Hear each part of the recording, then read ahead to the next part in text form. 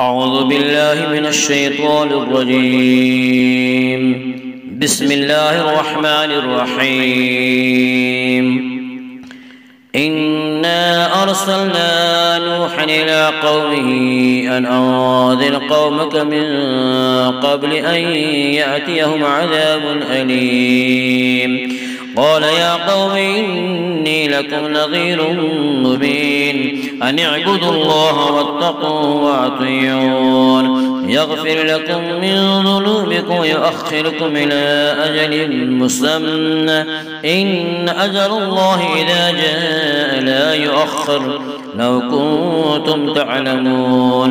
قال رب إني دعوت قومي ليلا ونهارا فلم يزدهم دعائي إلا فرارا وإني كلما دعوتهم لتغفر لهم جعلوا أصابعهم في آذانهم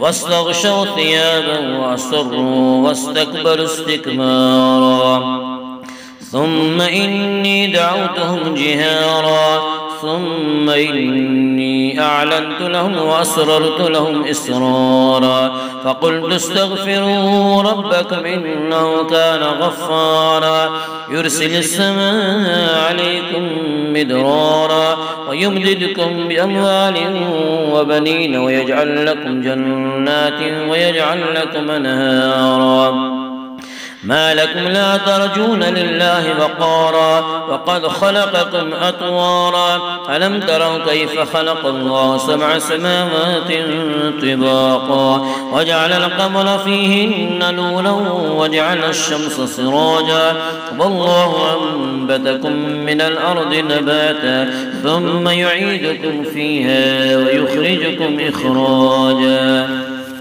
والله جعل لكم الأرض بساطا لتسلكوا منها سبلا فجاجا.